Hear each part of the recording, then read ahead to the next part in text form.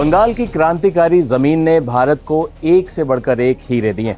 स्वामी विवेकानंद से लेकर नेताजी सुभाष चंद्र बोस हों या गुरुदेव रविंद्रनाथ टैगोर, नजरुल संगीत से लेकर रविंद्र संगीत की जमीन बंगाल का इतिहास जितना सुनहरा है उतना ही रक्त रंजित भी। क्या क्या नहीं झेला है बंगाल।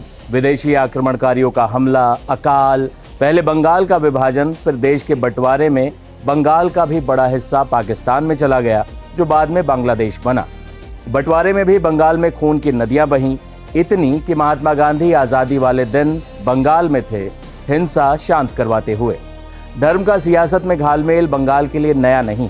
आजादी के पहले से बंगाल इसका दंश झेलता आया है, लेकिन आजादी के लगभग 8 दशक बाद बंगाल में हो रहे विधानसभा चुनावों में हिंदू मुस्लिम का बंटवारा साफ और स्पष्ट दिखाई देता है।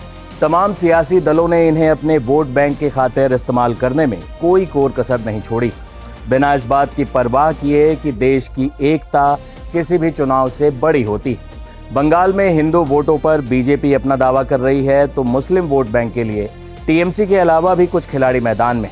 बंगाल में बाबरी मस्जिद बनवा रहे हुमायूं कबीर हों या ओवैसी, जिनका गठबंधन आखिरी मौके पर टूट गया। बंगाल के चुनावों में सांप्रदायिक राजनीति के स्वर दबे छुपे नहीं बल्कि खुलेआम गूंज रहे, वो भी हर तरफ से।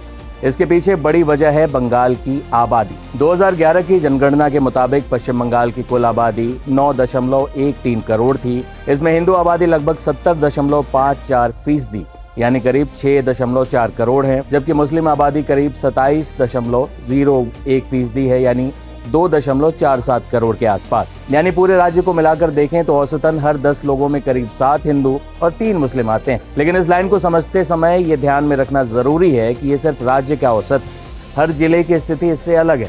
और अब वैसे भी जनगणना को 15 साल हो चुके हैं तो आंकड़े भी काफी हद तक बदल गए होंगे। दरअसल पश्चिम बंगाल की खास बात यही है कि यहाँ जिलों के हिसाब से तस्वीर काफी हद तक बदल जाती है। कहीं हिंदू आबादी ज्यादा है तो कुछ जिलों में मुस्लिम आबादी बहुमत में है। यही वजह है कि ग्राउंड लेवल पर जनसंख्या का संतुलन एक जैसा नहीं दिखता। अगर मुस्लिम आबादी की बात करें तो मुर्शिदाबाद जिला राज्य में सबसे आगे है, जहां मुस्लिम आबादी 60% से ज्यादा है। मालदा जिले में मुस्लिम आबादी बहुमत पर है, जबकि उत्तर दिनाजपुर में ये करीब आधी आबादी यानी 50-50 का मामला है, जो राज्य के औसत से काफी ज्यादा है। इन इलाकों में स्थानीय सामाजिक और राजनीतिक समीकरण भी अलग तरीके से बनते हैं। दूसरी तरफ पश्चिमी मेदिनीपुर जिला, बांकुड़ा जिला और पुरुलिया जिला जैसे जिलों में हिंदू आबादी 80 से 90% के बीच। आबादी के हिसाब से पश्चिम बंगाल का सबसे बड़ा जिला उत्तर 24 परगना है, जहां 1 करोड़ से ज्यादा लोग रहते हैं। कोलकाता के पास होने की वजह से यहाँ लोगों की भीड़ काफी ज्यादा है। इस जिले में हिंदू और मुस्लिम दोनों समुदाय बड़ी संख्या में रहते हैं, इसलिए इसे मिली जुली आबादी वाला इलाका कहा जाता है। ऐसे में पश्चिम बंगाल को एक लाइन में समझना आसान नहीं। धार्मिक चश्मे से भी पूरे राज्य में हिंदू ज्यादा है और मुस्लिम आबादी भी अच्छी खासी है, लेकिन आप जब जिले के स्तर पर देखते हैं तो हर जगह का संतुलन अलग अलग नजर आता है। ममता के खिलाफ चुनाव में खड़े शुवेंदु अधिकारी तो खुलकर आरोप लगाते हैं, वो भी मतगणना वाले दिन, कि ममता बनर्जी हिंदू वोटर्स को धमका रही। ममता दीदी डर रही है। कितना बार बोलूं मैं जी, काम करने दीजिए ना, मैं तो कोऑपरेट कर रहा हूँ जी। दादा क्या कहना चाहिए जिस तरह से आप बूथ घूम रहे हैं, क्या अभी तक का परिस्थिति है? ममता बनर्जी खुद बैठ गई है जाके बूथ सेंटर में, क्या कहना चाहेंगे? बूथ सेंटर में जाके खुद क्या कहना चाहेंगे? क्या करना चाहेंगे उसको पूछिए ना, मुझे क्यों पूछ रहा? वो क्या बैठेगा, क्या खड़ा होगा, किसको डराएगा, किसको प्यार करेगा, उनको पूछिए ना। मुझे पूछने का कोई जरूरत नहीं। तो क्या मैं तो देख रहा हूँ वोट अच्छा हो रहा है। अब तक 25% वोट पड़ गया है, 9 पड़ जाएगा। जनता जाग चुका है, ये जाने वाला है।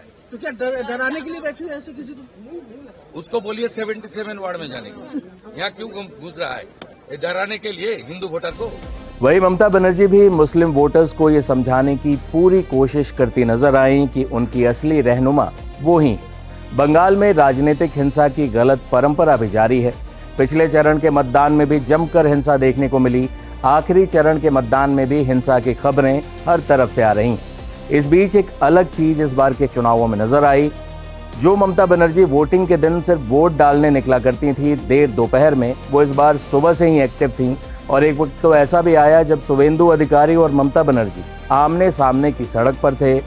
बता दें कि भवानीपुर सीट पर पिछली बार शुवेंदु ने ममता को हरा दिया था, लिहाजा इस बार ममता बनर्जी कोई कोर कसर नहीं छोड़ना चाहती।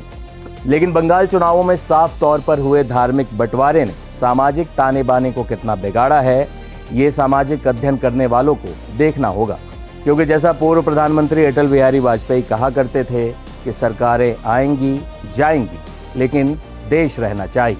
ये देश तभी आबाद रहेगा जब यहाँ रहने वाले मिलजुल कर रहें, हिंदू मुस्लिम में, फिरकों में या जातियों में बंटकर राजनीति के शिकार ना हो। लेकिन दुर्भाग्य से बंगाल चुनावों में ऐसा नहीं दिखता। खुलकर सांप्रदायिक राजनीति हो रही है, खुलकर खेमेबाजी हो रही है। इसका असर बंगाल के चुनावों पर क्या पड़ेगा ये तो अपने आप में दिलचस्प होगा ही, लेकिन इसका असर बंगाल के समाज पर क्या पड़ेगा, सामाजिक ताने बाने पर क्या पड़ेगा, ये ज्यादा बड़ा और गंभीर सवाल।